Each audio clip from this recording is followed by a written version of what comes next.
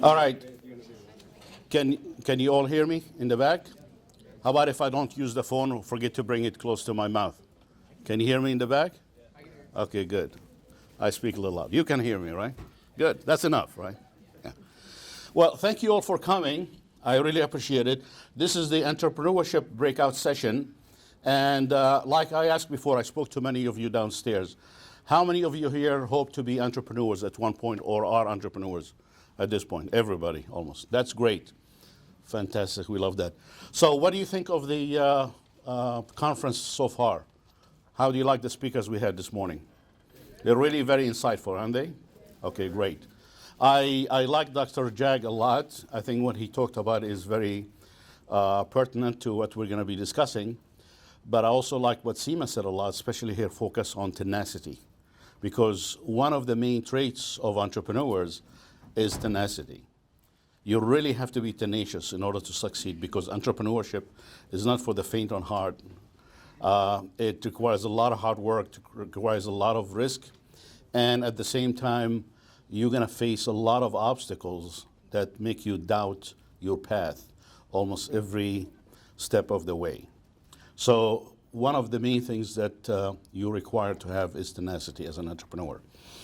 So because we have a lot of young people and a lot of people who have not been entrepreneurs in the past, what happened? You don't need it. Wow. Can you hear me now? Oh, okay. Well, I cannot put it, unless I put it inside, I cannot bring it any closer. Fahad, you either come here, shove it inside my mouth, or come hold it for me. We cannot use it after that. Yeah, we can't use it after that. All right, so since there are a lot of young entrepreneurs here, what I thought we'll do is do a basic 101 introductory about entrepreneurship, what it means to be an entrepreneur, what kind of culture, what kind of attitude we need to have as entrepreneurs. First, let me introduce actually two prominent entrepreneurs right here in Atlanta. Yassine Sperry, friend of mine for about 20 years. He's one of the most successful entrepreneurs I know in town. He is a serial entrepreneur, in fact, has built a number of companies. Today, he's working on a new project called FrogTunes. And you really, all of you, need to go to frogtunes.com, right? It's without the S. FrogTune. Yeah, it's a frog tune, TOON. Frogtune.com. And you'll be very, very well pleased to use his app, because it's all about music and video and all that stuff. You can personalize it. You can do a lot of things with it. His other project was Ultra Browser and NetIDs, a number of other companies that he has started and he sold in the past, did very well with it. And then Carlo Martinez is also an aspiring entrepreneur. He's a partner with Yassine on a new project they're working on, and they'll be able to talk more about that, tell you what they're doing. All right. So the entrepreneurship committee, which I chair, consists of a number of mentors. Most of them are entrepreneurs who have been around the block a few times and will be able to advise you on in a number of ways that you really would need. And I advise everybody, when you want to be an entrepreneur, is to have a mentor or two. Matter of fact, the more the better. And seek out different specialties in people.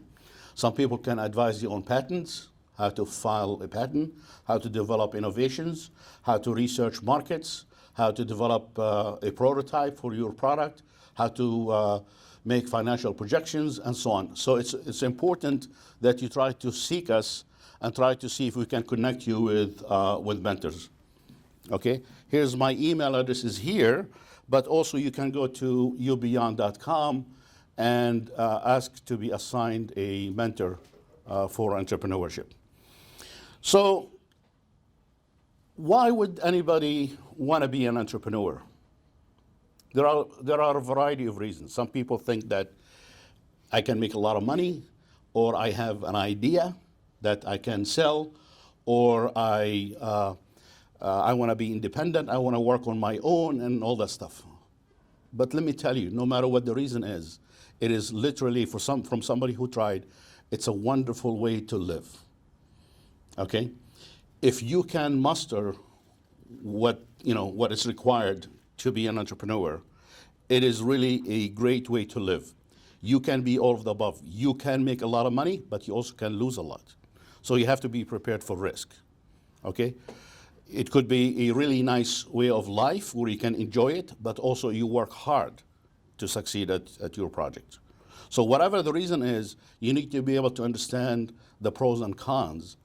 And if you can really balance those, you will have a really, really good life. To me, being an entrepreneur, being independent, far beats having a job working for somebody else. Because when you're an entrepreneur, you don't have a job. And that really brings me to my other point. When you want to be an entrepreneur, find something not only that you're good at, but also find something that you enjoy. The key to success is enjoying what you do, okay? I'll be talking more about that as we go forward. So it was said, who is the happier man?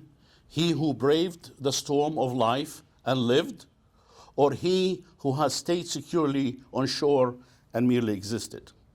Okay? Anybody can answer? Go ahead, William. Which one do you prefer? I thought you raised your hand. Well, Oh. I did both of them actually. Oh, okay. Usually when you're raising a family, you want to make sure that they are secure. I mean, your paycheck coming every day. Mm-hmm. But when you get relief from that support, you feel you want to be, independent and, drive for what you really like to do in your life. Yeah. So again, this is more confirmation from somebody who is very well known. I'm sure many of you have heard of Hunter Thompson, and talks about what it is to be an entrepreneur. He's talking about somebody who weathers the storm, which is meaning a lot of hard work, but it's also much better for somebody who just merely wants to exist. Okay, it's good to be able to take risks and work hard. So what is entrepreneurship? Entrepreneurship is the process of designing, launching, and running a new business, offering a product, process, of service. So think to yourself, why do I want to be an entrepreneur? Do I have a new product or service that I can offer, that I can sell? Because these are the only two ways you can make money as an entrepreneur. Who is the entrepreneur? The entrepreneur is an agent of change. So this is really very important. What am I doing that is so competitive, that is so different than anybody else's, that I can find my own market and I can convince people to buy my product or service, right? If it's widely available and everybody is offering the same product or service, then where is my market? What's my differentiator? Is it location? Can I go to an area where nobody's offering the same product or service and sell there? Or can I differentiate my product or service by adding something innovative, something different? Okay? Whether it's a new technology, a new feature, a new look, or maybe even a cheaper price. Maybe I can compete by being more efficient. So there are a number of ways that you can compete and you can succeed. So the important thing here is to think about the process, to think about what you're about to offer, and what makes you sure that you're going to succeed. You need that confidence, you need that research, you need that thought before you get started. So someone who organizes, manages, and assumes the risks of launching a business or enterprise. That's the sole purpose of an entrepreneur. What does entrepreneurship mean? It really means a lot of things. But top of the list is leadership. When you're an entrepreneur, you need to think like a leader. If I'm going to build my own business, I got to be able to lead the business. I have to be able to lead people who are going to work with me. Quite often, as an entrepreneur, you cannot succeed by doing it on your own, just by yourself. You either need a partner, and that's really the best way to start a business, is by having a partner, or you need to hire employees. So either way, you're going to lead. Leadership does not end there, leading your employees, leading the partnership. You're leading a lot of suppliers. You need to tell them what kind of product you want. You're leading your path in the way you go after the market. You don't have a boss that you face every day and he's going to tell you what to do. So before you lead anybody else, you need to know how to lead yourself. In other words, you have to have discipline, and you have to be able to chart a course, make a plan for what needs to be done in order to follow that. So it's very, very important to have leadership. So entrepreneurship, above anything else, means leadership. It also means innovation. I spoke just a second ago about what I need to be competitive. One of the ways is when you produce a product in particular.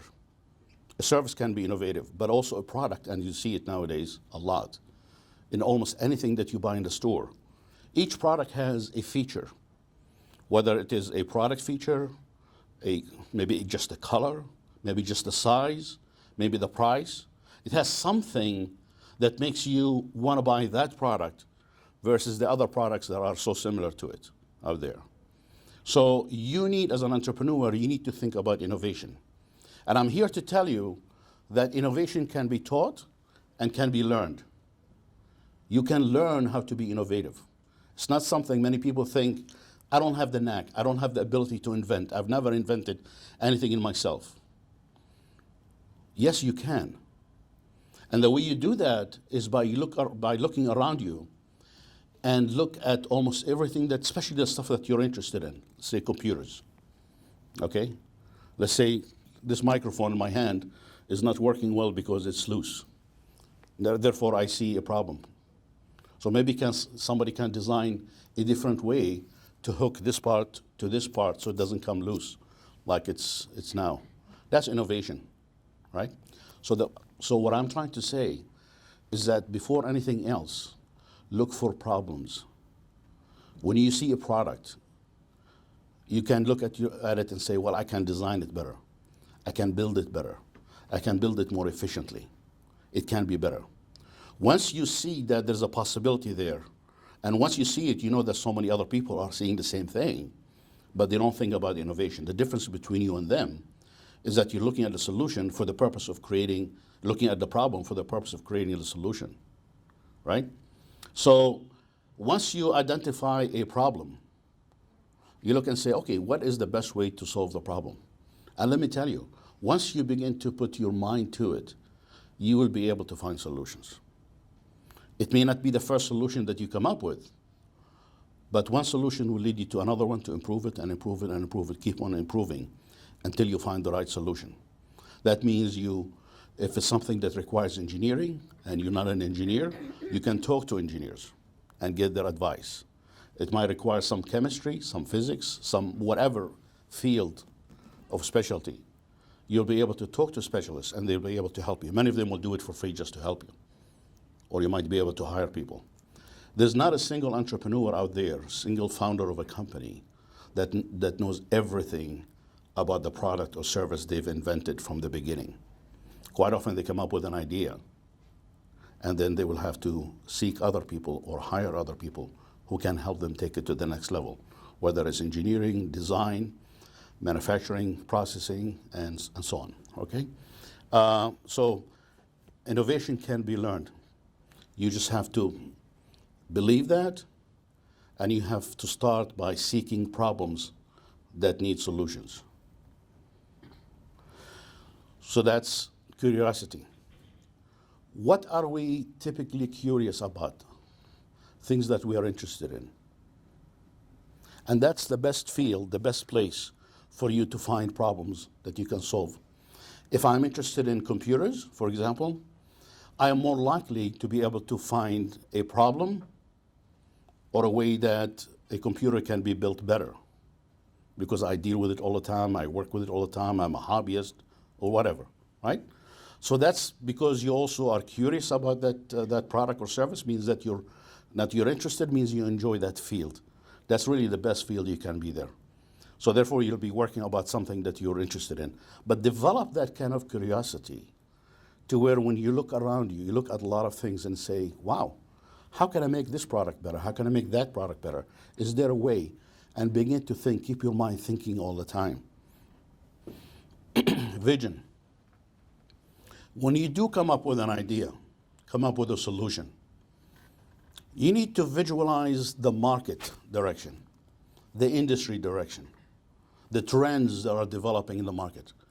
Would people buy it right now if I had it? Yes or no? Well, sometimes the answer is no. But maybe the way the market is moving, maybe my product or service will be a good product to have 2 years from now. So you have to have the ability as well to perceive demand in the future. Not only what we're using now, but quite often to be competitive, you have to be ahead of everybody else. So develop a vision of what the market is going to be like 2, 3 years from now. And this is also an area where you could ask a lot of people, and a lot of people would tell you what needs to be done. You also need vision about how you build the product and how you market it. So you need to start making plans and ask people, how do I market this kind of product? How do I manufacture it? What prices I should charge for this product or service, right? Who can help me market it? Who can help me sell it? Who can help me design it? Who can help me build it? So you have, before you start, you really need to begin to put all the pieces of the puzzle in front of you on the table, and then begin to connect the pieces. And then pretty soon you will have a full picture in front of you. And your path towards entrepreneurship will be a lot easier for you. So it's important to have that kind of vision. As I said before, the best kind of business to be in is in a field that you really, really enjoy. And if it's something that you enjoy, then you're not working, you're just playing every day of your life, right? And you make more money at it because you become more successful at it. You need to be in a field where you cannot wait to wake up in the morning and go to the office because you're so excited about it, about that field, okay? You need to be in a field that no matter where you are, at a party, at a lunch with friends and so on, you can't wait to talk about your product or service. So it has to be exciting for you. You don't want something that you're doing it just for money, just for temporarily. I promise you, if you're not enjoying it, you would never succeed at it. So go into a field that you really, really enjoy. You have to have drive and commitment, tenacity. So you have to have the drive in order to be able to wake up every morning and be excited to go to work and work for very long hours. Quite often nowadays, I work 15 hours a day on my product. I'm developing a new company right now. This is my 4th. And it's true that I hate it when it's nighttime and I'm so tired. It's like 2 o'clock in the morning and I'm still working, and I want to work a little more because I'm enjoying what I'm doing. But I'm so tired, and I know that my body needs some sleep. Because next morning at 7, I'm going to get up again, and I'm going to do it all over again. Meetings, working on the computer, phone calls, and on and on, planning. And if you don't get rest, you don't do good work, right? But at least you recognize that by knowing that you say, oh, shoot, it's the weekend already. Why is it? You hate the weekends because you enjoy working on your product, right? You want to keep working on it. So it takes a lot of drive. It takes a lot of commitment. Commitment means that when you're an entrepreneur, from my experience, Yassine, tell me, Carlo, tell me if I'm wrong, probably 95, 99% of the people that you meet and you tell them about your new product and service, they'll tell you, nah, I don't think I'll use that. I don't think it's good, right? There are lots of naysayers just because they don't see the vision that you see. You don't see the need for the service. It's something new to them. They haven't invented it themselves. Even when you go to companies who are in the same field that you're in, and you know these will be your future customers, most probably they will tell you, no, we cannot use it, right? There's something called the NIH syndrome in most companies, big companies. The not invented here syndrome, right? So they always tell you, no. But you believe, you know deep down in your heart that if you build the product and you offer it to them, they will use it. And quite often, that faith that you have, that vision that you have is correct. So you need to be able to sort out the people who are telling you that they don't like your product or service because they don't understand it or because it's not their idea. And also sort those from the people who are really honest by telling you that you probably need to change it a little bit. You need to improve it more and so on. So some of them are honest. They tell you it's a bad idea because it is a bad idea. Quite often we come up with bad ideas. So you need to be able to seek advice, but you need to be able to take the right advice, knowing that most people will tell you it's not a good idea because they just don't like it. But some others will tell you it's not a good idea because it is not a good idea. So you need to be able to sort those out. So keep your commitment, keep your tenacity, and research and research and research. Talk to a lot of people before you drop out, before you decide that I'm not going to stay in this business anymore. Planning. Planning is so essential to succeeding. If you don't plan, especially if you are an entrepreneur for the first time, I can assure you that you will fail. You cannot wing it. You have to make a plan. You have to make a financial plan also to understand in details. And quite often you need somebody who specializes in those types of financial plans to help you because there are so many elements. There are so many hidden costs that you've never imagined. You've never anticipated. When I started my first business, I made a quick business plan and I put the items for my cost projections. And I put probably about 12, 15, maybe 20 different items, costs that I anticipated that I'll be facing. But then when I gave it to a professional, I realized that I needed 3 times more money than what I counted on. Okay? So always seek that kind of advice, especially from lawyers and financial advisors. So you need to make a plan. And I tell you, the best plan you can make is a plan that is simple. Keep it simple. I don't mean for the plan itself to be simple, okay? But for the vision that the plan is based on to be simple. Don't have all kinds of crazy ideas, grandiose visions and plans and so on to conquer the world. You could conquer the world if you do it one step at a time. You're not going to do it all at once. So quite often when I go to deal, especially with technology companies, with technology innovations, I speak to teams of innovators and engineers. And I tell them, tell me about your product, about your technology. And they say, well, this is our new technology and we can do this and this and this and this and that with it. So they give you 15 different choices of products or services they could utilize their technology for. And I tell them, but what's the product? What is the lowest hanging fruit right now that we can go with, start making money right now? And they come back and say, Sam, well, you don't understand. We could do so many things with this technology. It's the greatest thing on earth. But what is the product that we're selling? And it takes me a while usually to convince them that they are existing as a company to make a product that can be sold in the market, not for the sake of inventing technologies. Otherwise, you can be a researcher at the university, right? So you need to think about a product, not a technology. A technology is what goes inside the product, but what consumers buy is the product. You need to think that way. You think of it as a technology. The consumer thinks of it as a product or a service, right? So think about what you're selling.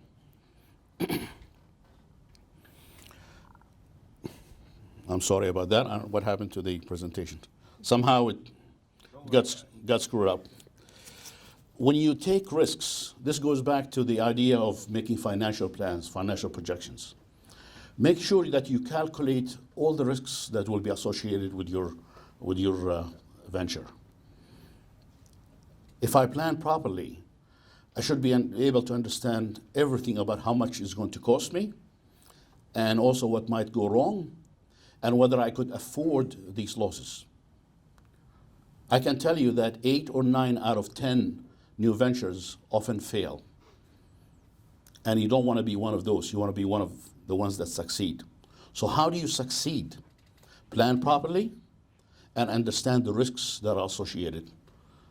In other words, calculate the risks way in advance.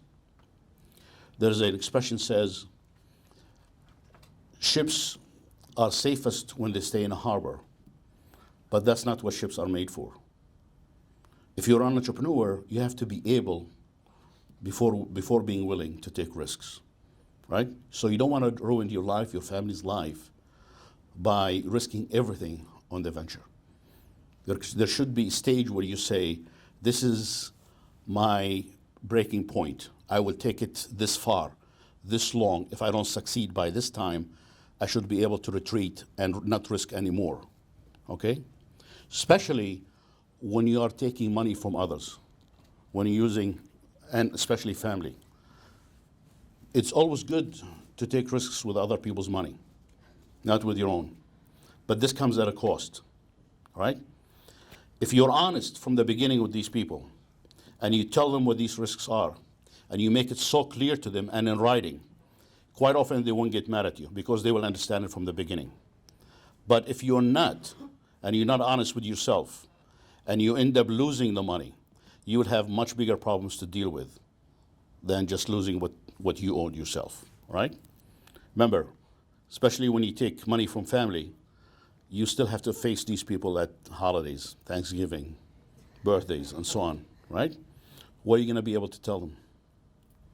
So be careful with that kind of stuff. Measurement. One of the most important things for entrepreneurs to keep in mind is that I need to measure my success on a daily basis, every step of the way. The way I work myself today, I put a plan in front of me for every day. What do I need to do today? And then at the end of the day, before I go to sleep, I look back and say, okay, where did I fail? Where did I succeed today? And I try to correct the path all the time. So you need to measure. Did I meet my expectations? Did I spend today as much as I expected to sell or to spend? Or did I spend more? Why did I spend more than I expected to spend? So measurement is key to succeeding and is key to avoiding risks, right? You need to be able to pivot if there is a problem. If the technology is not working right, you need to figure out why. So you need to measure on a daily basis what's working, what's not working.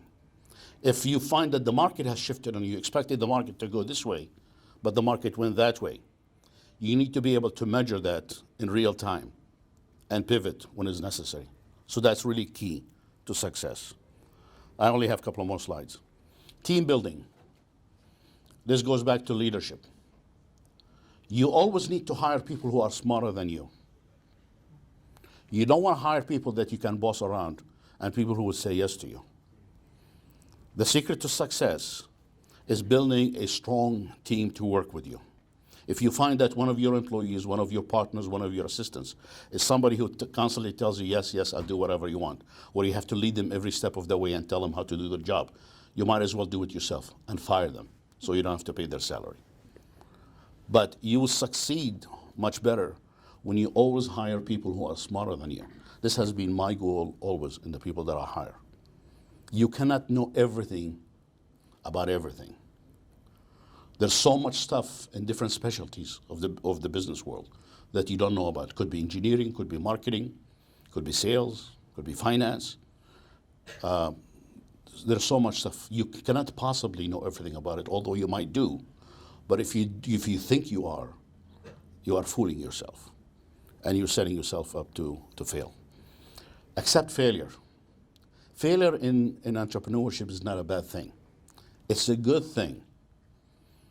Quite often, even the investors that give you money, if they believe in you, they believe that you have good ideas, good vision, they will accept it when you fail because they know that you've tried everything, as long as you were honest with them from the beginning. Okay?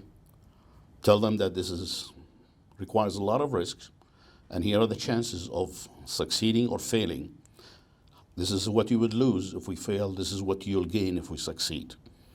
And stick to it.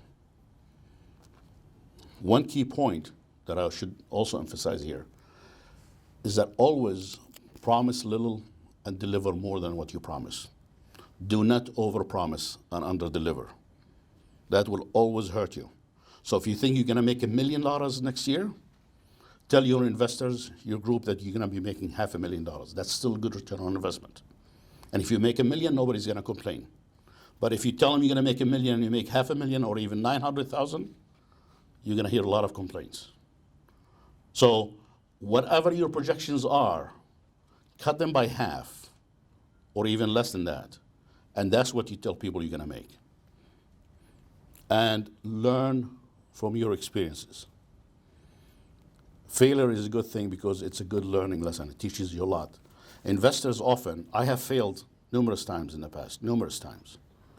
And my investors always stayed with me. So my investors in my first project are continuing with me to my fourth project right now. Because they know my integrity, they know the kind of person I am, that I work hard and I really fulfill my promises. But they know that when we failed, it's not because we didn't try hard or we skipped something or we lied to them and so on. They know that it's important that we accept failure.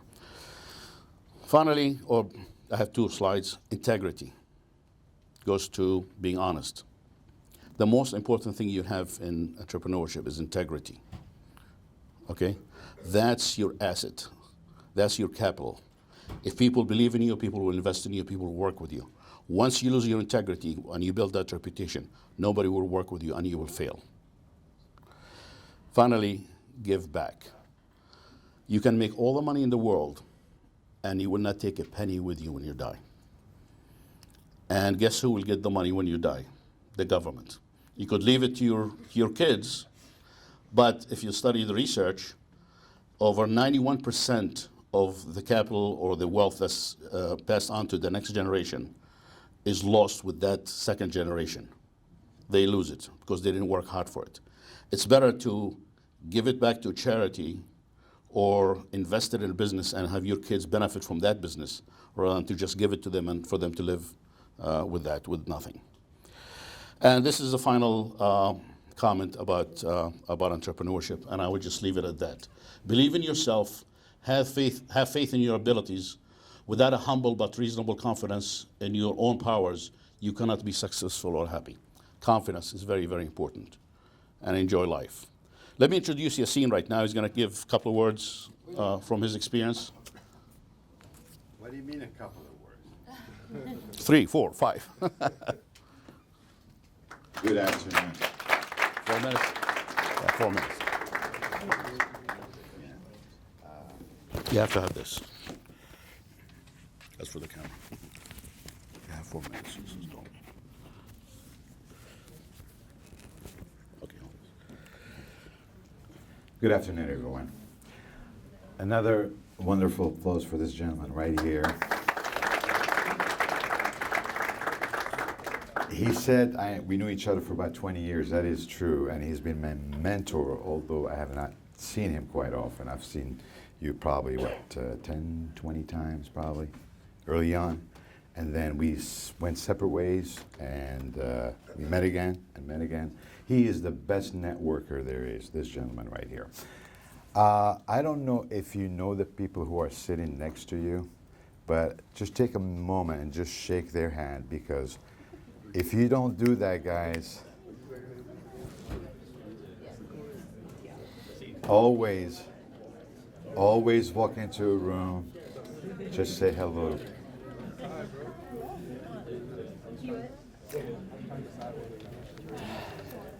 How many of you slept more than 4 hours today? More than 4 hours? Okay. All right, I slept 3, so I win. Okay. How many of you had lunch today? There's lunch downstairs. You didn't get lunch. My lunch is right here. All right. What that means is it is hard. And I think Sam spoke a lot about what it is to be an entrepreneur.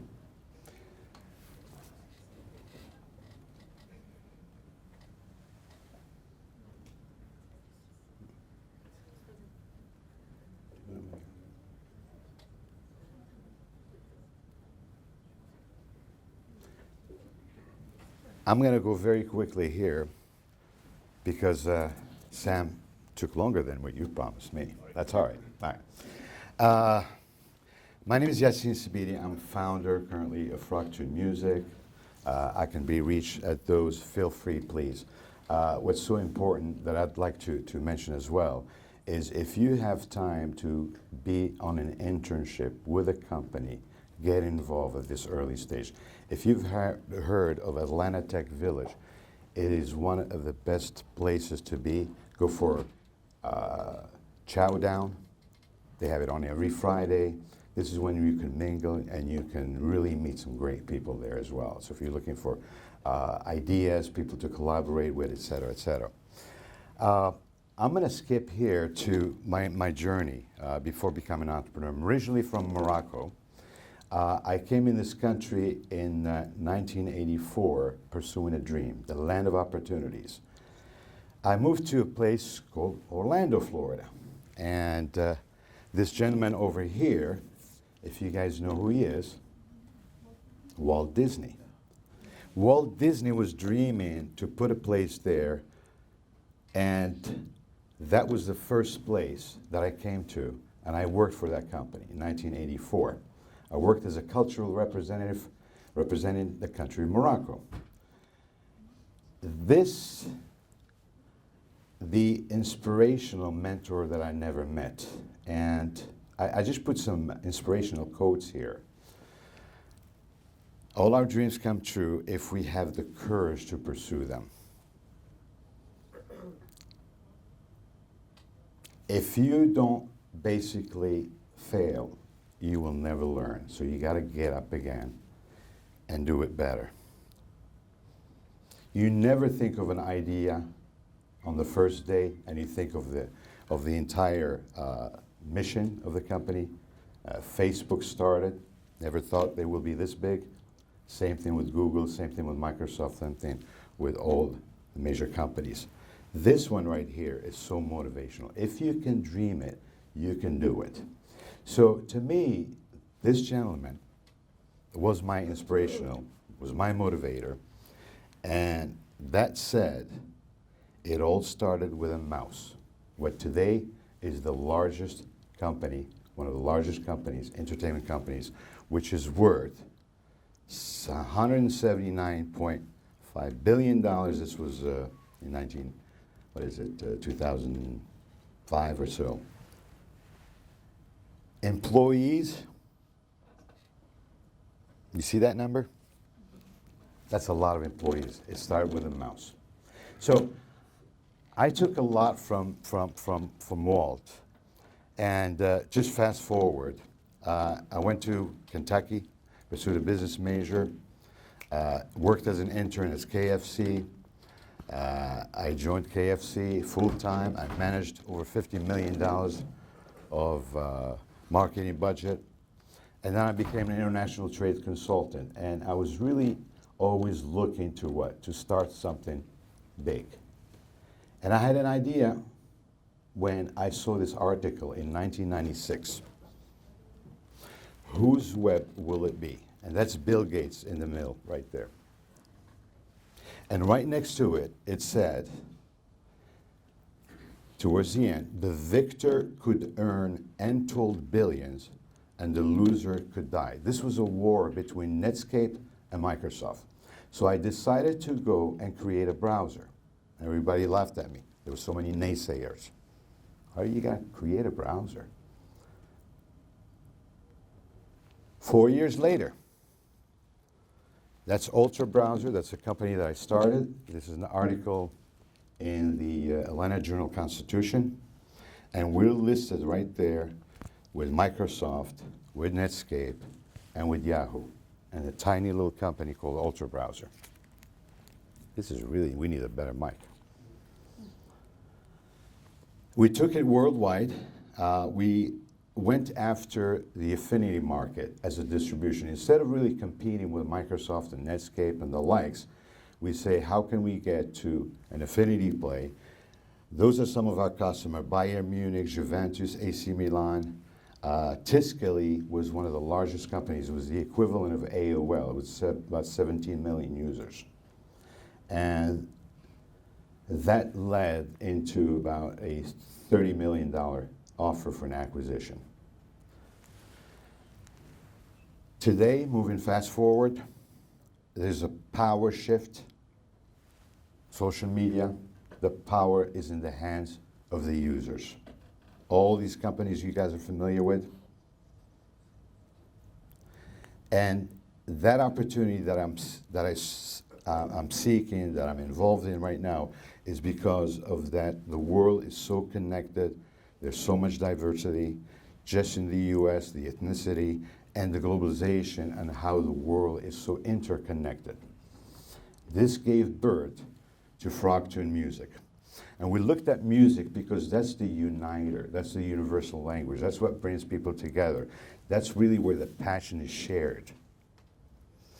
And now, soon after we launched it, few years, we have that kind of reach. We touch every country in the world. And I'm showing Morocco there for a reason. We started by Morocco. We started by North Africa. We didn't want to launch our product, and this is very, very critical. Whatever you do, take it one step at a time. Don't launch it if it's not ready. Go test it elsewhere. Test it when there is no threat to your company. So we started in North Africa. We then went into Eastern Europe, and we said, if we fail there, it's okay. Then we brought it into South America, and then we found out there that there was really, people who were so passionate about music. And currently, the bulk of our users are coming from South America. We've never invested a dime in marketing to the US, but because of that connectivity, because of the globalization, because we live in one world, we live inside Facebook and Twitter, et cetera, et cetera. The US now represents about 30% of our users. It is the fastest growing market for us, and we're also growing fast in other parts, including Asia, and it's a huge market. So, you've covered a lot of this stuff, Sam. I'm not going to go through all of them, but one so important thing that you have to do is find the right partner. Find the right partner. Because if you are feeling down, that partner is going to lift you up. And it's so important. And vice versa. Because you will doubt yourself, you will wake up in the morning, and you will say, I'm doing everything wrong. And it's okay to fail. And the one thing I'm going to say, continuous improvement. When you look at your product, look at it and see how every day you can improve it and improve it better. And my last little thing there is prove it locally, prove that it works locally, and then take it globally. If you're going to dream, dream big, dream global. There's no borders anymore. And I would like to be known as the guy who started with a frog. Thank you so much.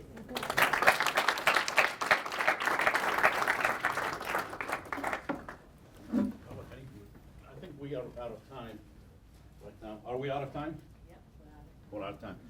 Maybe we should take a couple of questions. Can you speak for a quick, like, minute? Sure, yeah. So, first of all, we didn't have enough time, but what I wanted to share with you is I recently became an entrepreneur. I left the corporate world doing it, and last year decided to take off and build my own company.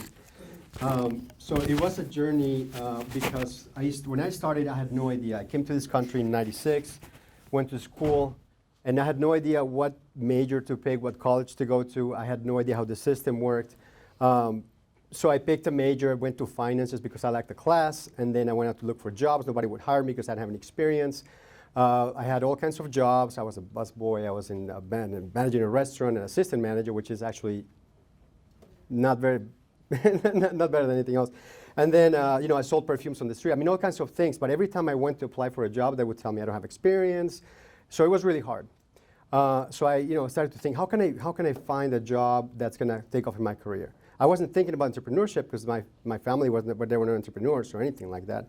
So then I started as a teller in a SunTrust bank 5 years after I graduated. And that was like, wow, I'm actually working for a Fortune 500 company at the lowest level. But what I learned was that there's a huge opportunity because I had the drive And most people in the corporate environment, they settle and they get into this comfort zone, which was great for me because I never felt comfortable in the comfort zone. So I realized that if you do everything that nobody else wants to do and you seek the opportunities, you can grow. So it didn't take me long to grow in that corporate space. I became a VP of risk management. I became my first VP in marketing analytics, and then I ended up working for Equifax as a senior business intelligence analyst. One thing I learned along the way was how these companies were making massive, big decisions based on data, right? And that's what I ended up working on, data analytics. You don't go to a bank and apply for a loan and somebody's going to say, yeah, well, you look good and I'm going to give you a loan, right? They actually have some way to analyze and give you a loan. And I brought it back to myself and say, well, what if I could help people have data and information on making these career decisions, right? There's a problem there. I mean, a lot of us, we go through this thing and we don't know where we're going to end up. 95% of people end up working in fields outside of what they study. So I saw that as a pain. I learned how to deal with data.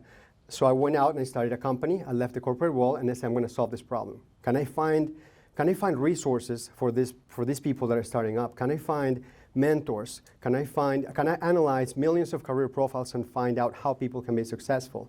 So I had the background for that, but I didn't really have the know-how on how to start a company. So then I decided to go in my own business. I made Yassine, Speedy, while I joined the Atlanta Tech Village with this idea. And somehow we found an opportunity, music, education, technology, social media, and we partnered, and hopefully I'll be launching this product in the spring 2016. So I never worked so hard in my life, but I never enjoyed every single day of my life when I left. So for everyone that's starting up, I think my best advice would be find that passion, find what drives you, and use what you learn to take it to the next level, especially if you want to be an entrepreneur. And then find a mentor, because I know that if I had known the things that I know today when I started, I could have been doing this thing many, many years ago. So that's in a nutshell what I wanted to cover. Great. Yeah. Thank you. I rambled through that, man. I was just given the 1.5 minute notice. They're waiting there because other people are late too. So if there's a burning question, I'll be more than happy to answer that. And by the way, you all have our contact information, so you can reach us at any time, and we'll be more than happy to spend more time privately and answer all your questions. Okay, you raised your hand first. This could be for any of you guys, but for you specifically, when you left corporate America, how to fund your dream? How are you doing that now, since you're not in that position of a job? And on the flip side, when you have partners and employees, when do you expect to make an income to then pay them for their services that they provided? Right, so when I've been thinking about this problem for a lot. When I learned data, I started to think about this problem. And I knew that at some point I wanted to start a company, but you cannot really do that while you're in the corporate space. I have 2 kids, so that was kind of tough trying to start a company at where I was. So I started saving for that. I started planning for, at some point I'm going to start this company, I'm going to need to fund it. I know I can't do everything on my own. So that's what I did. I started to think about the idea, but since I couldn't just take all the risks because I have kids and everything. So I started to save money for the time that I was ready. But then I also, I was telling this story, people were believing me, so I had friends and family that invested in me as well when the time came. So that's how I started funding it, and that's how I've been funding myself. As far as the business model, you have to plan, like Sam said, you have to be strategic about how to build your business model. So it's, one thing, you do is your passion, you see it happen. If you fund it and you don't care about money, you build a nonprofit, but it's a business, right? And you have to somehow fund it. So it's your business plan. Within the project, where can you make money, right? And you have to think about that. You have to think about that stuff. And then we planned it. I was not, I was the passion. Cecine has given me a lot of advice on how we're going to monetize on this thing. And that really goes along the way. And some things you test, and they don't happen. But that's how, you have to think through it as you plan it, and then as you go through it, you test it, and then you see what are the niche opportunities. Okay, great. One more question. You guys spoke on partnerships a lot, both of you guys did. When it comes to selecting like a business entity, what do you feel is best for that? Like a C Corp, S Corp, LLC? Which one do you guys feel? It really, the liability that you can have with your company? it really depends And the best one who can give you an answer on that is your attorney, number one. Number two, I can tell you that if you're just going to have a partner or two and you want to provide a service, especially a service, the easiest form is probably an LLC. But if you anticipate that you're going to have stocks in the future and go public or sell the company or take a lot of investors and so on, you probably need an S Corp or a C Corp. You could always elect to be an S Corp for about 5 years.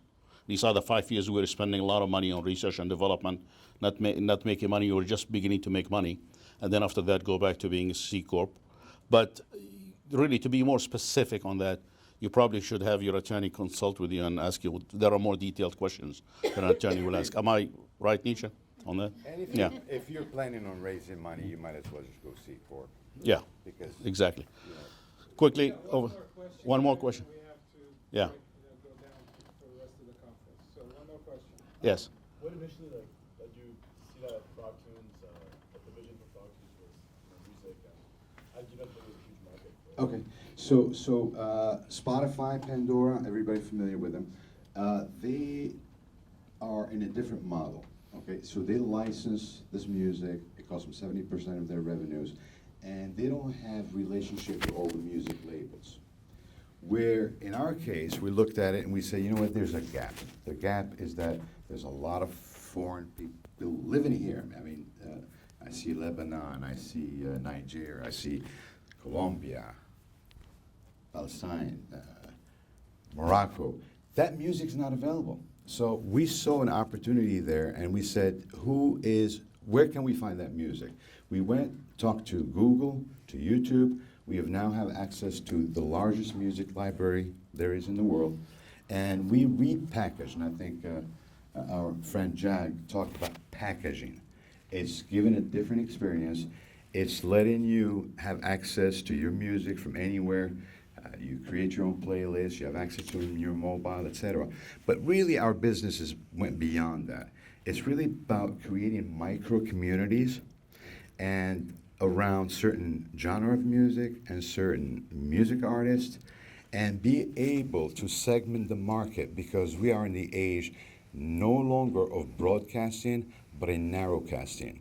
So with that business model being integrated inside Facebook, we have access to so much data, okay, that we're able to capture, be able to use it, and we become a vehicle, a marketing vehicle for our product and service to the same audience that we serve. So while we are in the music business, really our business is about data and being able to analyze that data, capture that data, analyze it, and be able to target specific users. So if you have additional questions, these folks will be around, so you can spend a little bit more time, but we have to cut it off at this point. Now, thank you. Remember, youbeyond.com, and if you can give us a note about what kind of mentor you want, what kind of business, we'll be more than happy to assign you a mentor or two who can help you a lot. Thank you, everybody. thank you. Thank you.